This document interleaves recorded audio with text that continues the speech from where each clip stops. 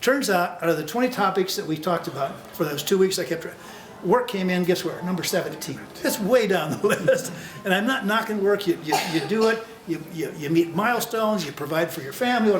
I know we do it, but it's not the most important thing. Guess what? The 4 top topics, they were just about tied with, but fortunately they all started with F. I can make them into an F. Mnemonics. Family, friends, faith, and fun. That's what's important in life. I can prove it because it happened in Hanoi. I mean, that's my scientific experiment. But it mix them up any way you want to, but family did come in slightly ahead all the time. But those truly are, you work on all that, but if you don't put some of those good things, family, friend, faith, and fun, you can add some other F's, but finances or whatever, but those are the important things in life. That's true. I'll bank on that one. Leadership, I'll stick with Mike Christian.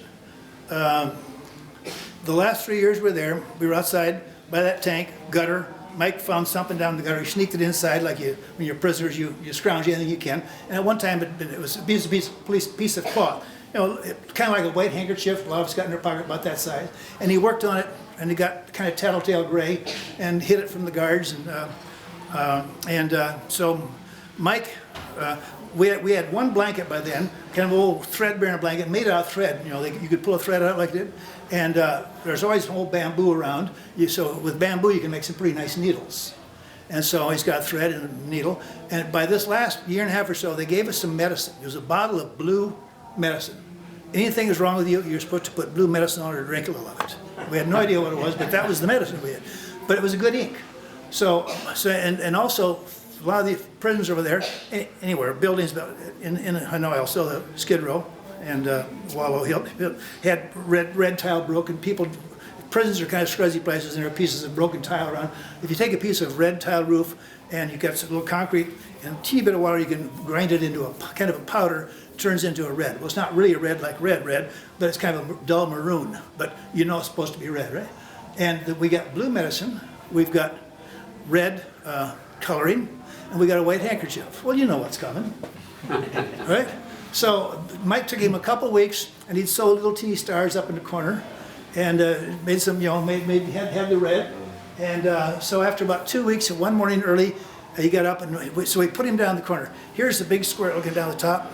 The door's right here. There's 2 slabs you sleep on, kind of like that a little bit. And so we put Mike in this corner. We've got mosquito nets by now, so he's kind of. So Mike would work on at night. Early one morning, before the guards were around, he stood up and he said, "Hey, gang, look here!" Kind of waved that flag. I mean, every one of us, I think. And we knew what Mike was doing. And Mike and I talked about. I said, "Mike, they're going to find that flag, and you're in deep hockey. It's going to be bad."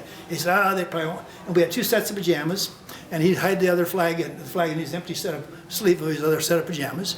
And about once every week, 10 days, they'd run us outside. You're naked, and they'd go through the stuff in there. And of course, they found that flag in Mike's sleeve one night, and we all knew it. And Mike was, anyway, night interrogations were the worst, and they came that night about after dark and got Mike out. And even before Heartbreak was the name of the torture cells. Even before they got him Heartbreak, we'd hear him going to work on Mike. And it was sometime after midnight or so. They kind of rolled him back in. He couldn't walk, and he was all bloody, and collarbone and stuff was broken, and eyes were closed. His voice was gone. So when I see that flag, I think of Mike Christian, phenomenal man. So Huntsville's got something to live up to and to be proud of it. Mike Christian coming there. Am I at a point where I should open it up a little bit? And are there a few others I could talk about? But what do you think, folks? Would you? I've used probably 20 minutes, 15, 20 minutes. Keep going. Keep going. Well, I know you got questions, and maybe we'll hit some of those. I don't want to. Talk about Operation Homecoming and how you got released. The way we were released was. So take about 2 or 3 minutes. December 18th, 1972, happiest day of my prison life. That's when Nixon put B-52s over Hanoi. And once in a while, a recce airplane, an F-4, somebody zipped through about supersonic, trying to get pictures and so on. And it just, but this time, way in the distance that night, it was well after dark, we heard this real low rumble. What's that? A different sound. And then it got louder, and we realized what it was. And the election was over, and the Paris peace talks, they've been arguing about what size table to use and shape for a couple of years. trying to negotiate the peace, and they're getting nowhere. And Nixon said enough is enough, and he launched the B-52s out of Guam and Sadaheep and different places. And they came over, and they came, the first time they came in, and they knew where we were. They had pictures of the prisons, and they were allowed to drop within 2,000 feet of the prison. And they're at 30,000 feet. Now, that's not a big angle. And, but I think it was Bud Day, who was the SRO at the time, that cell, said, troops, it's over. And they said, we're going to go home one way or the other. And there was not one person who showed any fear. It was just mass elation. You know, there was a little dim light hanging down a couple, and they went out, plaster was falling off the roof, or the ceiling and so on. But we knew that if a SAM hit them or something, that we could veer off a little bit, and 72 bombs could go right down a prison compound, we're dead. But none of us were afraid. We said, it's time to end. One way or the other, this is over. And we didn't expect it to happen, but we knew it could. Anyway, they came in, and then they came back again that night. That was the 18th of December, 72. 19th, 20th, 21st, 22nd, 23rd, every night they just coming in. They didn't bomb Christmas night. Then they came in, I think, at 26, 7, and 8. And by that time, and we lost, I think it was 15 or 16 B-52s, quite a few people.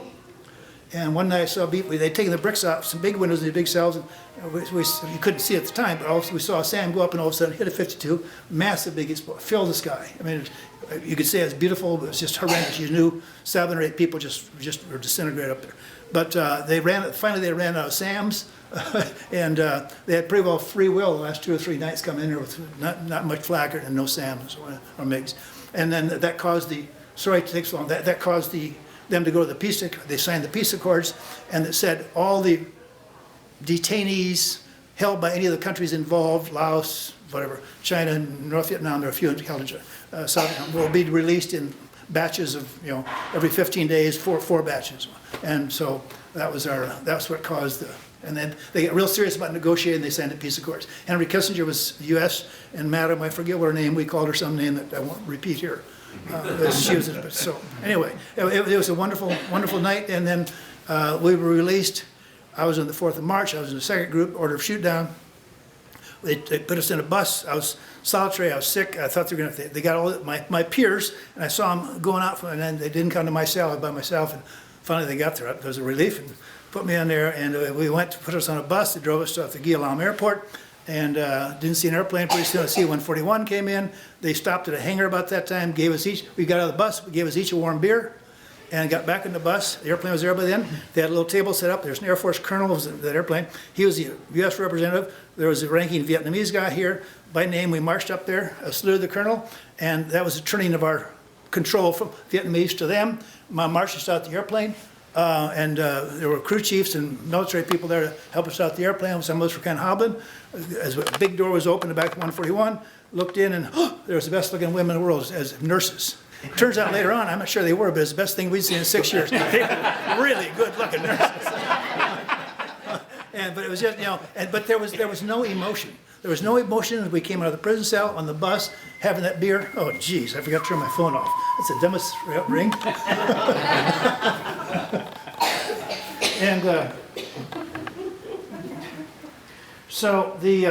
Anyway, so we got on the airplanes, still no emotion showing. I'm turning this off, I'm holding it down.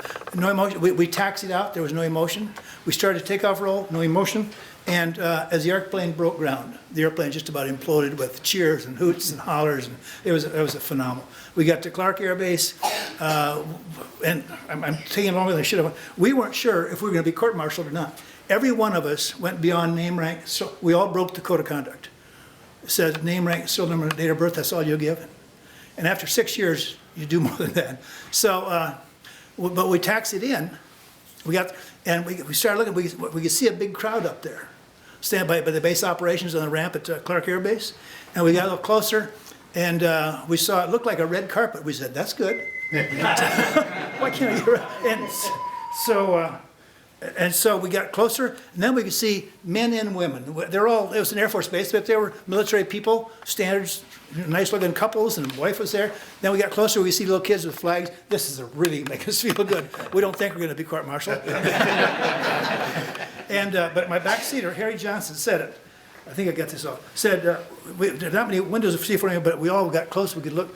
And the comment that drew the most agreement was, now these are typical military families, right? And Harry said, geez, they're fat.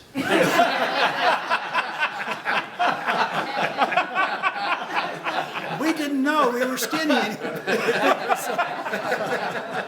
But I mean, it was degrees of goodness. Sort of, it was just degrees of goodness. You know, the way we were treated, they opened the PX that night for us, just the POWs, and they gave us some money and they gave us a uniform, and it was just a phenomenon.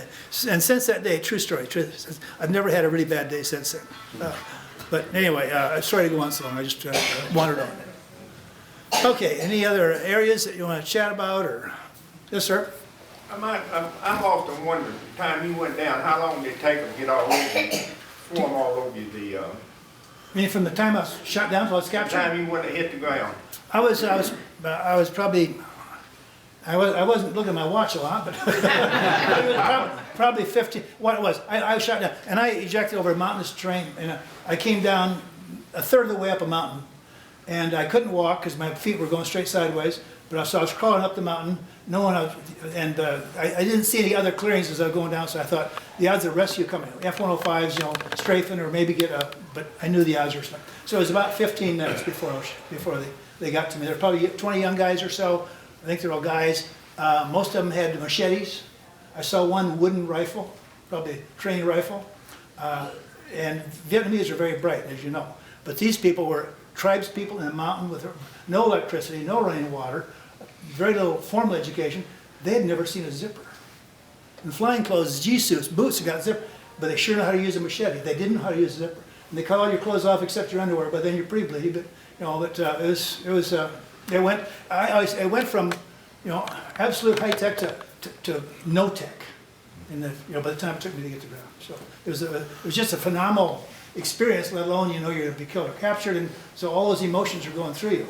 But I didn't really have fear so much as I did, I guess, apprehension or wondering or thinking about my family. Would they find out if they kill me? And, you know, because I think all that stuff is going through your mind. It's hard to put them all into words. Tom? Leo, tell us about, I believe you're in a prison camp when you received word that you were a Medal of Honor recipient. Tell us about that. I received a Medal of Honor.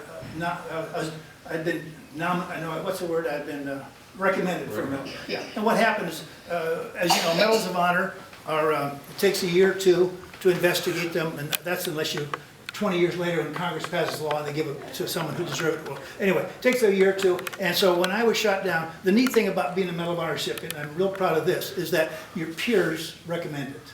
It doesn't come from your boss or someone else, it's your peers, the people you fight with. So, I was recommended for a mission. I flew 10 days before I got shot down for the Medal of Honor, and it was going through the process, and a couple of people in the squadron were tasked to do some of the research on that mission and background.